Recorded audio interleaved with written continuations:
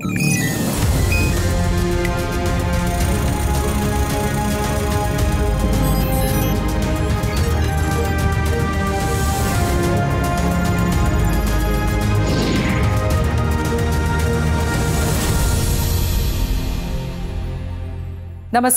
विज्ञान, प्रौद्योगिकी, आविष्कार और नवाचार की खबरों के कार्यक्रम ज्ञान विज्ञान में आप सभी का स्वागत है। मैं हूं प्रीति सिंह।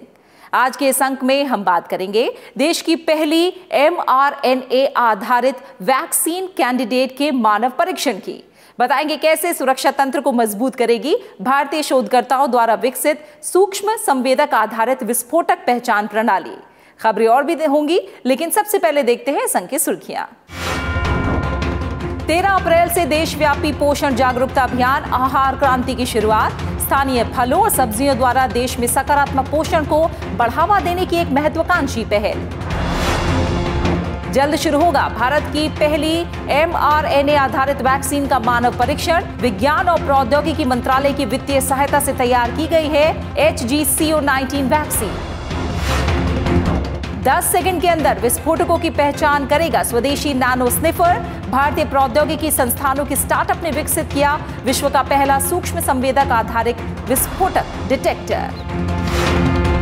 और कृत्रिम बुद्धिमत्ता तकनीक में युवा इंजीनियर्स के लिए बढ़ते अवसर। करियर इन साइंस में होगी लगभग हर क्षेत्र में इस्तेमाल हो रही प्रौद्योगिकी की इस विधा में भविष्य बनाने पर बात। 13 अप्रैल को नव संवत वर्ष के शुभ अवसर पर विज्ञान भारती के पोषण अभियान आहार क्रांति की शुरुआत हो गई। एक ऑनलाइन कार्यक्रम के द्वारा केंद्रीय मंत्री डॉक्टर हर्षवर्धन ने ग्लोबल इंडियन साइंटिस्ट और टेक्नोक्रेट्स फोरम, प्रभास और विज्ञान प्रसार के सहयोग से शुरू की गई आहार क्रांति उत्तम आहार उत्तम विचार का शुभारंभ किया। इस मुहिम का उद्देश्य है सकारात्मक पोषण के बारे में जन जागरूकता पैदा करके एक स्वस्थ राष्ट्र का निर्माण करना। कार्यक्रम पर ज्ञान विज्ञान की एक रिपोर्ट। एक स्वस्थ जीवन जीने के लिए बहुत जरूरी है कि हमारी रोग प्रतिरोधक क्षमता बेहतर हो। जैसा कि मौजूदा महामारी के दौरान भी देखा गया, जिनकी प्रतिरक्षा प्रणाली बेहतर थी उन्हें संक्रमण का कम से कम प्रभाव हुआ। शरीर की प्रतिरक्षा क्षमता को बनाता है पोषक आहार। हम जितना पोषण पर ध्यान देंगे, समाज उतना ही सशक्त और स्वस्थ होगा।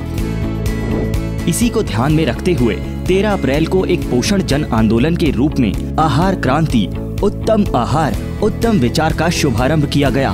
एक आभासी कार्यक्रम के द्वारा इस मिशन की शुरुआत की गई। इस अवसर पर अभियान से संबंधित संस्थाओं के गणमान्य लोग और पदाधिकारी भी ऑनलाइन कार्यक्रम का हिस्सा बने।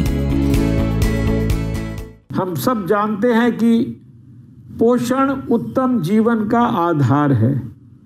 स्वस्थ जीवन से ही स्वस्थ एवं समृद्ध समाज का निर्माण होता है। हमारे ऋषियों महर्षियों द्वारा अन्वेषित आयुर्वेद ने पूरी दुनिया का मार्गदर्शन किया है और अब समय आ गया है कि हम उसी समृद्ध ज्ञान को फिर से जीवन में लागू कर स्वास्थ्य और सामाजिक चुनौतियों का सामना करें। सकारात्मक पोषण, उत्तम आहार, उत्तम विचार की सोच के साथ विज्ञान भारती और उसकी सह संस्था ग्लोबल इंडियन साइंटिस्ट्स और टेक्नोक्रेट्स फोरम ने आहार क्रांति की शुरुआत की है, जिसे जन आंदोलन बनाने में विज्ञान प्रसार और CSIR का प्रवासी भारतीय शैक्षणिक और वैज्ञानिक संपर्क प्रभास सहयोग कर रहे हैं। ये मिशन है भारत के विभिन्न क्षेत्रों में स्थानीय रूप से उपलब्ध फल, सब्जियों आदि के पोषक तत्वों के बारे में लोगों को जागरूक करना। इस आहार क्रांति से न सिर्फ कुपोषण दूर होगा, बल्कि देश का आर्थिक स्वास्थ्य भी बेहतर होगा। स्थानीय फलों सब्जियों का बाजार बढ़ेगा, पारंपरिक फसलों की मांग बढ़ेगी, जिससे किसानों और स्थानीय विक्रेताओं का रोजगार बढ़ेगा। साथ ही पोषक समाज राष्ट्र को कोरोना जैसी महामारियों और चुनौतियों का सामना करने में सहायक होगा। इसके लिए समाज के हर वर्ग को पारंपरिक खुराक और पौष्टिकता से दोबारा अवगत कराने की जरूरत है। जो प्रकृति में जिस समय उपलब्ध रहता है उस समय उसका सेवन करना, ये बहुत ही महत्वपूर्ण ऐसा वैज्ञानिक सिद्धांत है। ये एक पक्ष अन्न के बारे में हम सब अपने देश में परंपरा से आया हुआ देखते हैं। जैसे जिस समय में क्या खाना चाहिए, इसका एक विधि विज्ञान के आधार पर बन गया है और सदियों से अपने देश में चल रहा है, लेकिन फिर एक बार इसका स्मरण सभी को करा देने की आवश्यकता है।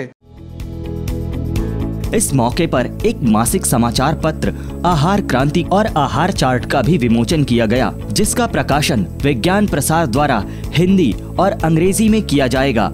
इसी तरह लगभग हर भाषा में कई तरह के ऑफलाइन और ऑनलाइन जागरूकता कार्यक्रम आयोजित किए जाएंगे। इस कार्यक्रम में शिक्षकों के प्रशिक्षण पर विशेष ध्यान दिया जाएगा, जो प्रशिक्षण के बाद अनेक छात्रों को इस कार्यक्रम का संदेश देंगे, जो छात्रों के माध्यम से उनके परिवारों तक पहुंचेगा और आखिर में बड़े पैमाने पर समाज में इसका प्रचार होगा।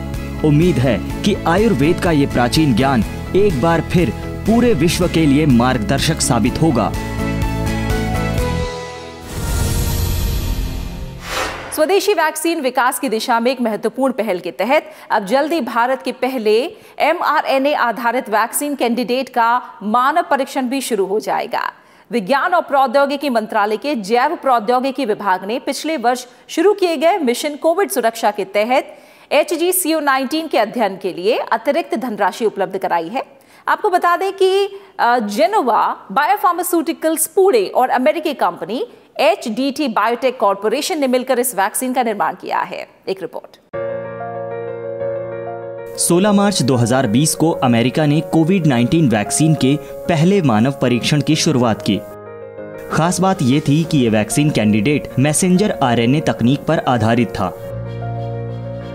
इसके बाद 8 दिसंबर 2020 को विश्व में जो सबसे पहला स्वीकृत कोविड-19 का टीका लगाया गया, वो भी मैसेंजर RNA तकनीक पर ही आधारित था। हालांकि ये दोनों ही वैक्सीन्स अलग अलग कंपनियों द्वारा तैयार की गई थी, लेकिन कोविड-19 महामारी में mRNA आधारित इन दोनों ही वैक्सीन्स को मान्यता मिलना किसी बड़ी उपलब्धि से कम नहीं था, क्योंकि कोविड-19 महामारी से पहले किसी भी mRNA आधारित दवा या वैक्सीन को मनुष्यों में उपयोग के लिए लाइसेंस नहीं दिया गया था। इस टेक्नोलॉजी के सफल प्रयोग से कई संभावनाओं को बल मिला है। अब भारत भी अपनी पहली mRNA आधारित कोविड-19 वैक्सीन के क्लिनिकल ट्रायल के लिए तैयार है। HGCO19 नाम की इस वैक्सीन को पुणे की जेनोवा बायोफार्मास्यूटिकल्स लिमिटेड और अमेरिकी कंपनी HDT बायोटेक कॉर्पोरेशन ने मिलकर बनाया है। mRNA आधारित HGCO19 नेक्स्ट जनरेशन वैक्सीन के निर्माण के लिए विज्ञान और प्रौद्योगिकी मंत्रालय के जैव प्रौद्योगिकी विभाग ने अपने अहम योगदान के साथ साथ बीज वित्त पोषण भी प्रदान किया था और अब मिशन कोविड सुरक्षा के तहत HGCO19 के क्लिनिकल अध्ययनों को आगे बढ़ाने के लिए भी जैव प्रौद्योगिकी विभाग एक बड़ी वित्तीय सहायता उपलब्ध कराएगा। ज्यादातर पारंपरिक वैक्सीन्स कमजोर या निष्क्रिय रोगजनकों का उपयोग करती हैं, पर mRNA आधारित वैक्सीन पारंपरिक मॉडल का उपयोग नहीं करती। इस तकनीक से बनी वैक्सीन शरीर की कोशिकाओं को ऐसे प्रोटीन बनाने के निर्देश देती हैं जो वायरस के प्रोटीन की नकल कर सकें। ऐसा प्रोटीन बनने पर हमारा इम्यून सिस्टम सक्रिय हो जाता है और भविष्य में हमें संक्रमण से बचाता है। खास बात ये कि मैसेंजर RNA गैर संक्रामक होता है और निर्देश पढ़ने के बाद हमारा कोशिका तंत्र इसे नष्ट कर देता है। mRNA वैक्सीन पूरी तरह से सिंथेटिक होती है और एक स्थायी आधार पर सामूहिक टीकाकरण करने के लिए इसका निर्माण जल्दी और कम लागत पर किया जा सकता है। मौजूदा समय में भारत जैसे देश में कोविड-19 जैसी महामारी की स्थिति और भविष्य की ऐसी चुनौतीपूर्ण स्थितियों से निपटने के लिए mRNA जैसी तकनीक बहुत कारगर साबित हो सकती है। HGCO19 ने पहले से ही जानवरों में सुरक्षा, प्रतिरक्षा, तटस्थता, एंटीबॉडी गतिविधि में बेहतर प्रदर्शन किया है, जिसके आधार पर ही इसे review committee on genetic manipulation और भारत के ड्रग्स कंट्रोलर जनरल के कार्यालय CDSCO से क्लिनिकल परीक्षण की मंजूरी मिल चुकी है। इस बीच वर्तमान और भविष्य में कोविड-19 वैक्सीन की मांग और जरूरत को देखते हुए भारत उन वैक्सीन्स को जल्द मंजूरी देने के लिए राजी हो गया है जो पहले से ही अमेरिका, ब्रिटेन, यूरोपीय संघ और जापान के दवा नियामकों या फिर WHO द्वारा स्वीकृत है। ये सभी वैक्सीन भारत में बिना किसी स्थानीय परीक्षण के इस्तेमाल की जा सकेंगी।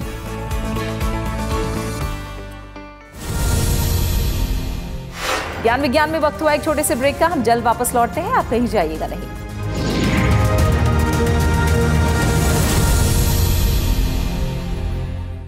ब्रेक के बाद आपका स्वागत है, आप देख रहे हैं ज्ञान विज्ञान।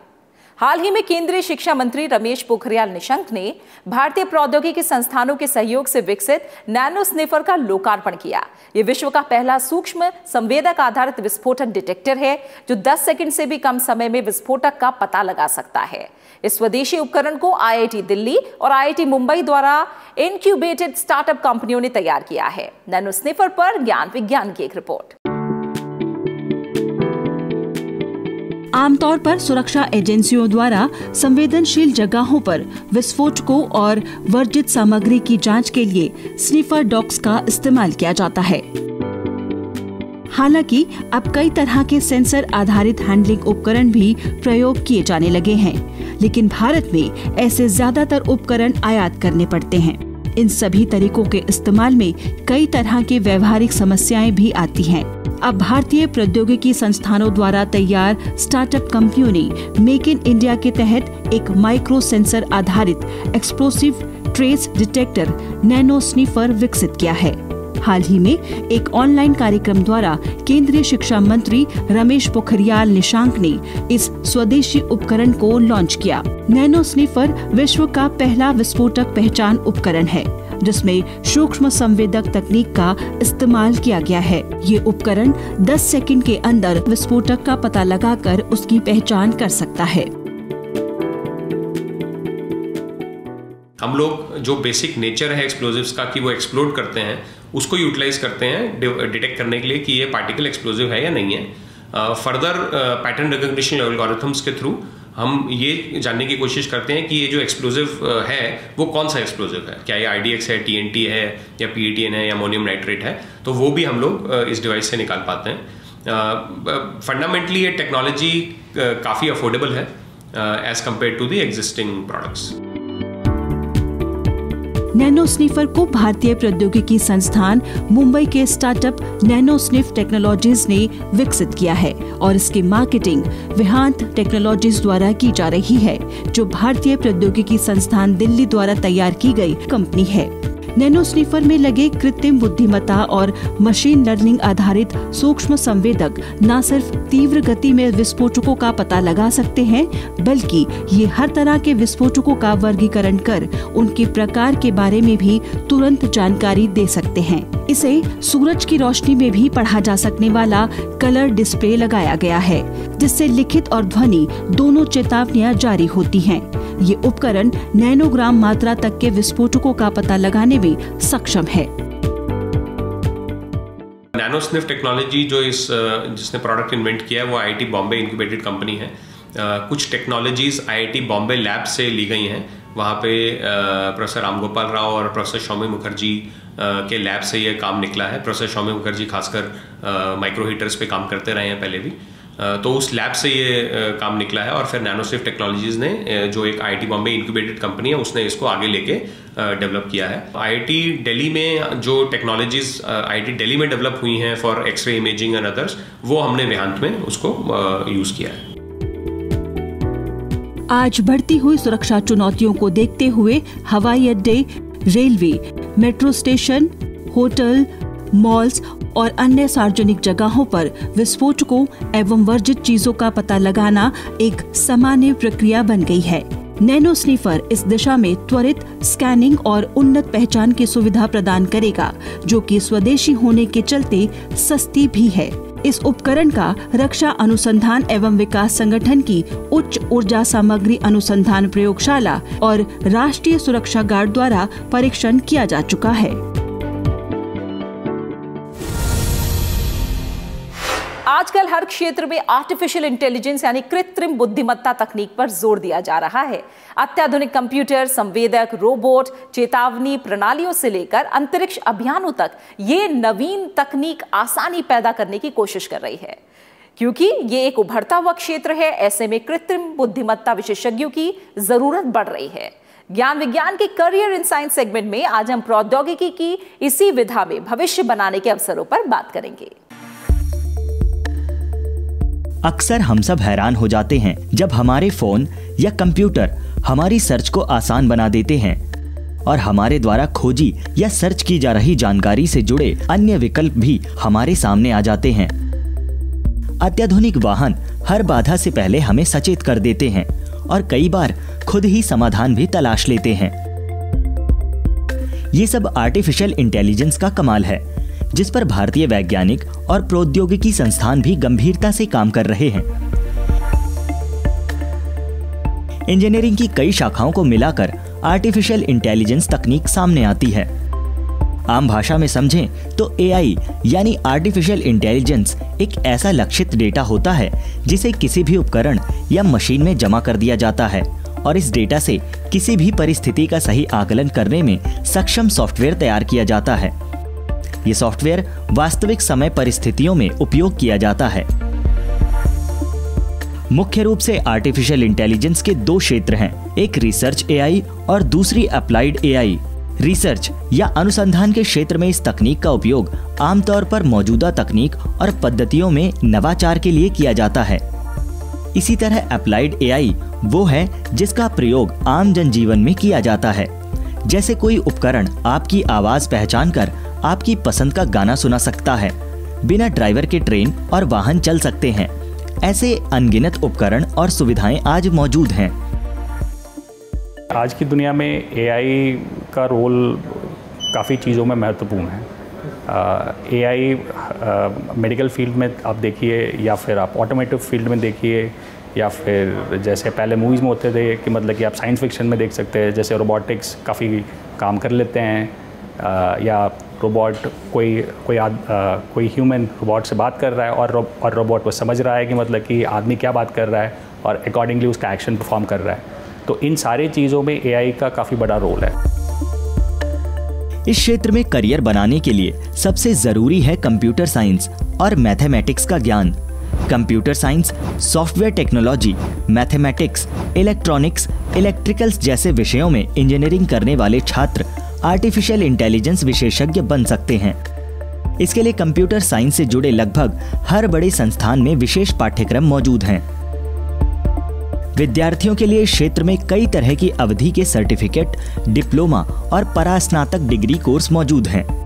संस्थानों की बात करें तो भारत में इस वक्त centre for artificial intelligence and robotics Bengaluru, national institute of engineering Mysore, Indian institute of information technology Prayag, Amity university Kolkata, Birla institute of technology Ranchi, Osmania university Hyderabad, IIT Hyderabad, Chandigarh university, Indraprastha institute of information technology Delhi artificial intelligence और मशीन लर्निंग पाठ्यक्रमों में प्रमुख संस्थान हैं। इनके अलावा online course की भी सुविधा मौजूद है। भारत में भारतीय प्रौद्योगिकी संस्थान खड़गपुर, इसके अलावा अंतर्राष्ट्रीय स्तर पर गूगल, माइक्रोसॉफ्ट, अमेज़न और टेस्ला जैसी कंपनियां ऑनलाइन कोर्स भी करा रही हैं, जिनमें elements of AI, introduction to AI और मशीन लर्निंग प्रमुख पाठ्यक्रम हैं। इसके अलावा भारत की आईआईटीज और हैदराबाद विश्वविद्यालय आदि ने इस क्षेत्र में शॉर्ट टर्म कोर्स भी शुरू किए हैं। इंडस्ट्री लेवल पे भी काफ़ी इंजीनियरिंग कोर्सेज है जो कि एआई आपको इंडस्ट्री में कैसे अप्लाई कर सकते हैं। खास करके ये एआई के जो डिफरेंट बेसिक टूल्स हैं वो कैसे यूज़ करें डिफरेंट फील्ड्स के लिए, वो ये इंडस्ट्रियल कोर्सेज भी काफ़ी काम आता है इसके लिए। तो ये डेटा साइंस हो या रोबोटिक प्रोसेस ऑटोमेशन हो या फिर बैंकिंग ट्रांजैक्शन में फ्रॉड एनालिसिस हो, इस टाइप की जो एआई फील्ड्स है इसमें स्टार्ट करने के लिए ये बेसिक से आप स्टार्ट कर सकते हैं। इन पाठ्यक्रमों को पूरा कर अभ्यर्थी big data engineer, business development officer, robotics programmer, search engine analyst, machine learning engineer, data scientist आदि पद पा सकते हैं। वर्ल्ड इकोनॉमिक फोरम की रिपोर्ट के मुताबिक साल 2025 तक आर्टिफिशियल इंटेलिजेंस के चलते 13 करोड़ से ज्यादा नौकरियों की संभावना बन सकती है। आज बड़ी तादाद में सोशल नेटवर्किंग साइट्स में AI विशेषज्ञ रखे जाते हैं, जिसमें अब IT, retail, finance, auto, textile sectors भी जुड़ते जा रहे हैं। AI ऐसी तकनीक है जो भविष्य में हमारे रहने, कार्य करने के तरीकों आदि में बड़ा बदलाव लाएगी। स्वास्थ्य से लेकर प्रशासनिक व्यवस्था और कृषि क्षेत्र तक इसका इस्तेमाल आम होगा। ऐसे में इस क्षेत्र में रोजगार और भविष्य के अवसर बेहतर नजर आ रहे हैं।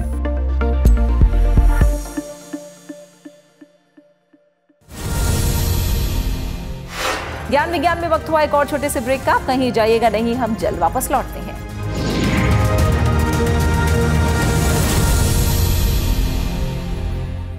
ब्रेक के बाद आपका स्वागत है और अब नजर डालते हैं विज्ञान के क्षेत्र में होने वाली देश और दुनिया की कुछ और ताजा गतिविधियों पर हमारे खास सेगमेंट साइंस एक्सप्रेस में।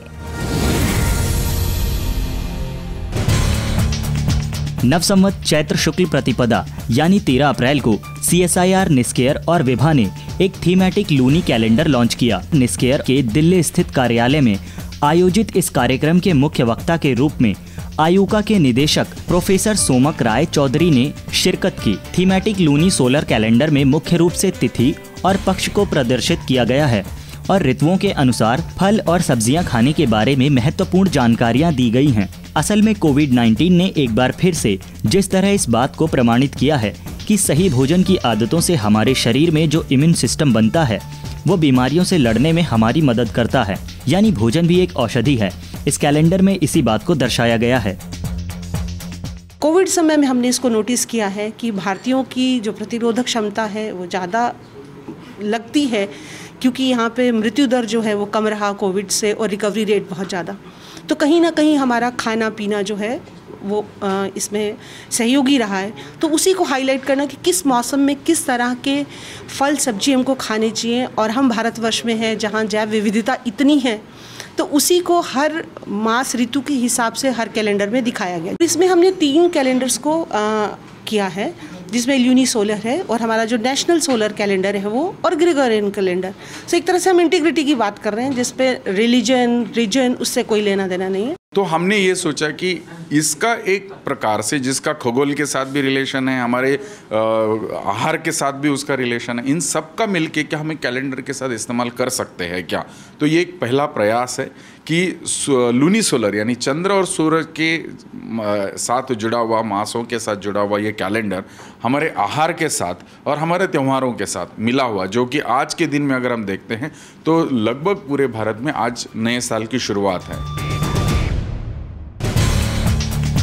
आम जन के बीच कोरोना टीके को लेकर फैले मिथक दूर करने के लिए Indian national young academy of sciences ने राष्ट्रव्यापी जागरूकता अभियान की शुरुआत की है। हाल ही में विज्ञान एवं प्रौद्योगिकी विभाग के सचिव प्रोफेसर आशुतोष शर्मा ने एक वेबिनार द्वारा इस अभियान की शुरुआत की। इसके लिए कोवैक न्यूज नाम से एक मोबाइल एप्लीकेशन तैयार की गई है, जिस पर हिंदी और अंग्रेजी सहित 11 क्षेत्रीय भाषाओं में जानकारियाँ प्रसारित की जाएंगी। इसके अलावा अकादमी देशव्यापी इंफोग्राफिक, ऑडियो वीडियो प्रतियोगिता और ज्ञान टीका वेबिनार श्रृंखला भी आयोजित कर रही है, जिसके द्वारा देश के जाने माने विशेषज्ञ कोरोना संक्रमण टीका और टीकाकरण पर व्याख्यान द्वारा लोगों में जागरूकता पैदा करेंगे। इस वक्त की जरूरत है कि लोग बिना झिझक टीका लगवाएं और अपने साथ साथ समाज और राष्ट्र को इस महामारी से निपटने में मदद करें। कोरोना समाधानों के विकास में एक कड़ी और जुड़ गई है। गुरुग्राम स्थित स्टार्टअप कंपनी O2 क्योर ने कोविड-19 वायरस को खत्म करने वाला वायु शोधन विकसित किया है। दावा है कि ये प्यूरिफायर हवा में मौजूद वायरस को 99% तक खत्म कर सकता है। कंपनी के मुताबिक PHI सेल आधारित इस तकनीक का हैदराबाद स्थित CSIR के कोशिकीय एवं आणविक जीव विज्ञान केंद्र CCMB में परीक्षण किया जा चुका है, जिसके दौरान ये प्यूरिफायर 97.48% वायरस खत्म करने में सफल रहा। इस प्यूरिफायर यंत्र में हवा सोखने वाले ग्रिल्स लगे हैं। एक प्यूरिफायर 500 वर्ग फीट के क्षेत्र को कवर कर सकता है। खासकर घनी आबादी वाले क्षेत्रों में इस वायु शोधन यंत्र को लगाया जा सकता है, जहां अन्य प्रदूषकों के साथ साथ इस समय कोविड-19 से भी बचा जा सकता है। इसी के साथ ज्ञान विज्ञान में आज इतना ही। कार्यक्रम आपको कैसा लगा? अपने फीडबैक और सुझाव देने के लिए आप हमें ईमेल कर सकते हैं। हमारा ईमेल है news@vigyanprasar.gov.in। आप अपनी राय हमें डाक द्वारा भी भेज सकते हैं। हमारा पता है विज्ञान प्रसार, 5वां तल, पृथ्वी भवन, लोधी रोड, नई दिल्ली 110003। विज्ञान और प्रौद्योगिकी से जुड़ी ताजा जानकारियों के साथ अगले हफ्ते इसी वक्त इसी चैनल पर हम फिर हाजिर होंगे। तो बने रहिए हमारे साथ वैज्ञानिक सोच के साथ। नमस्कार।